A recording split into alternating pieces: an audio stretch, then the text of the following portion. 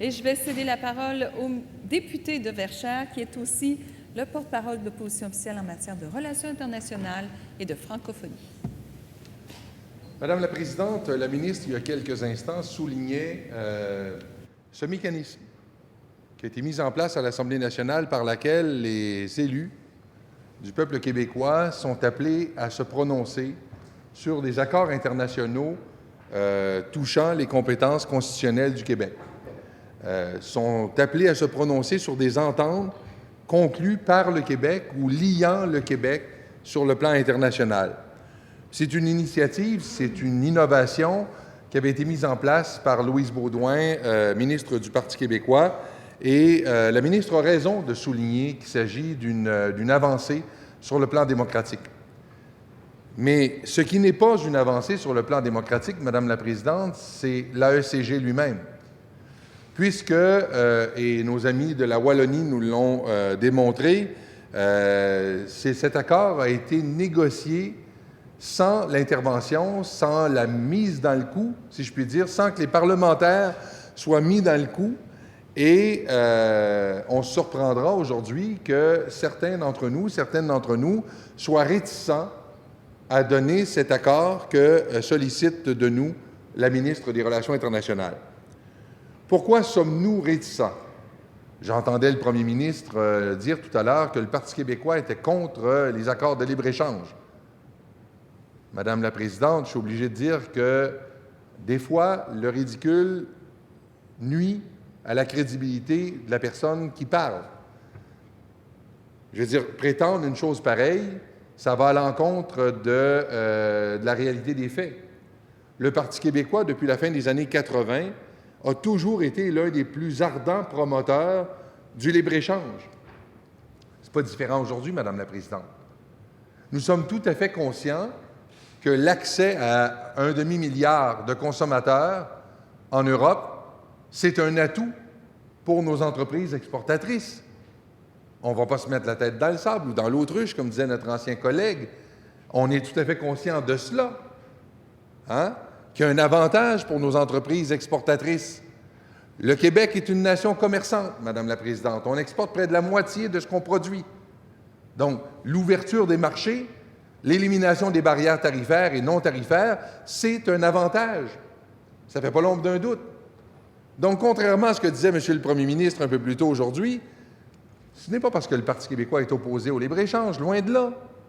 Nous sommes favorables. Mais il y a un os dans le fromage, comme disait notre ancien collègue Marjolin Dufour. Et je pense que l'expression est particulièrement bien choisie aujourd'hui, Madame la Présidente. Pourquoi y a-t-il un os dans le fromage? Bien, parce que le gouvernement fédéral, voulant conclure l'entente, à la dernière minute, il a jeté dans la balance la gestion de l'offre. Il a fait une brèche dans le système de gestion de l'offre en permettant aux producteurs de fromage fin européens un accès au marché canadien de 17 700 tonnes supplémentaires de fromage, alors qu'ils ont déjà accès à près des 2/3 des 20 400 tonnes déjà acceptées au Canada. Ça, Madame la Présidente, ça va avoir un impact considérable pour les producteurs fromagers québécois. Le gouvernement fédéral, pourquoi a-t-il mis dans la balance, à la toute dernière minute, les fromagers québécois, les producteurs laitiers? Parce qu'il voulait garantir l'accès au marché européen des producteurs de bœuf de l'Ouest. Alors, nous étions en place, nous étions au gouvernement à ce moment-là, Madame la Présidente, lorsque c'est survenu. Et nous avons exigé, et non seulement exigé, mais obtenu. Il y a un rapport de force quand il y a un gouvernement du Parti québécois à l'égard d'Ottawa. Nous avons exigé et obtenu d'Ottawa qu'il verse des compensations à nos producteurs fromagers, à nos producteurs laitiers. Et plus que ça, le gouvernement fédéral, dans la lettre qu'il nous avait, dans la réponse qu'il nous avait adressée en anglais, s'il vous plaît, nous disait que les modalités de cette compensation seraient connues avant la ratification. Madame la Présidente, on nous demande de ratifier. Et Madame la Présidente, nous n'avons pas ces modalités.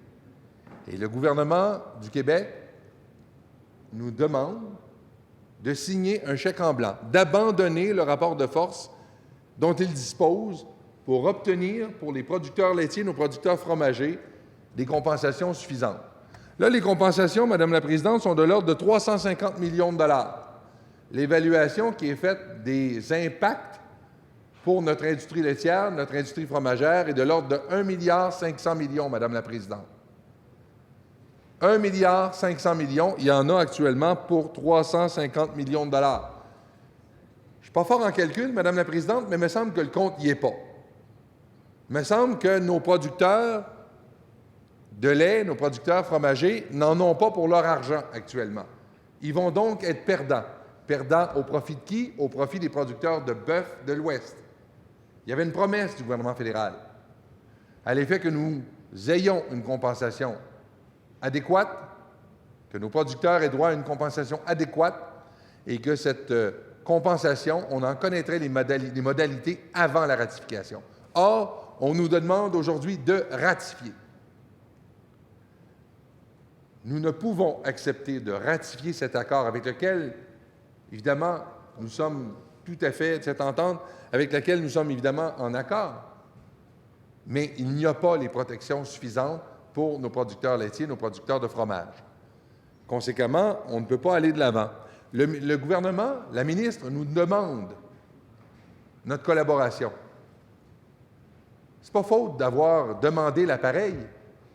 Dans une motion que nous avons déposée ici à l'Assemblée nationale, Madame la Présidente, nous demandions à ce que nous puissions examiner les impacts de l'accord sur les producteurs laitiers et les producteurs fromagers.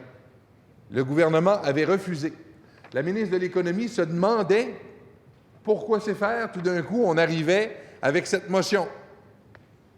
Bien, moi, je lui ai dit, on arrive avec cette motion parce qu'il y a un élément nouveau. Peut-être que cet élément-là vous a échappé, là. Il y a un élément nouveau.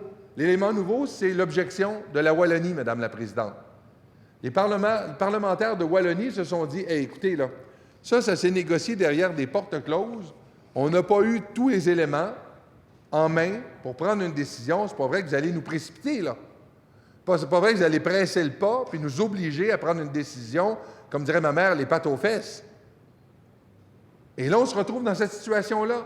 Le gouvernement nous pousse à prendre une décision précipitée, alors qu'on n'a pas fait l'analyse détaillée des impacts pour nos producteurs laitiers, nos producteurs fromagers.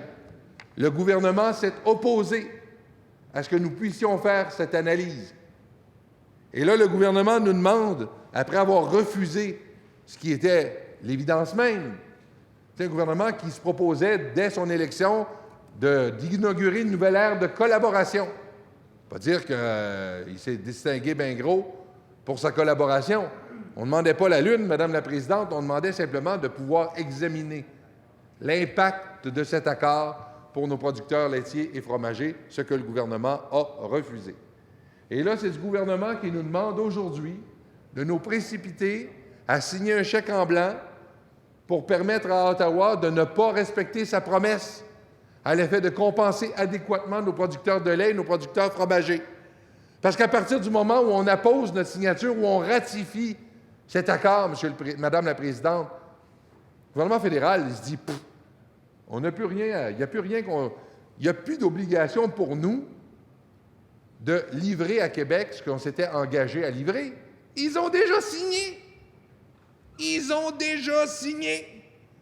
C'est ça qu'on nous demande, Madame la Présidente, de faire aujourd'hui. Alors, ça n'a pas de sens. On met la charrue devant les bœufs. On a un engagement d'Ottawa, qu'Ottawa respecte son engagement. Ottawa a besoin de temps, on va lui en donner, il n'y a pas de problème. Donc, il ne faut surtout pas ratifier aujourd'hui, Madame la Présidente.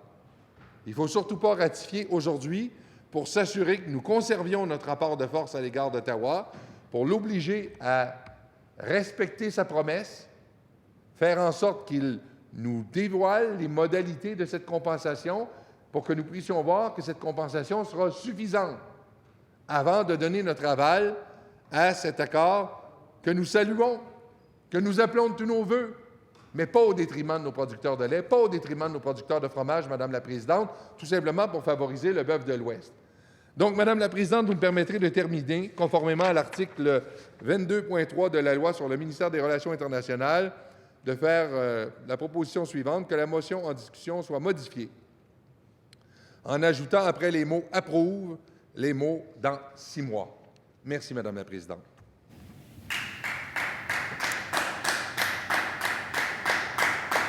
C'est très bien, Monsieur le député de Verchères.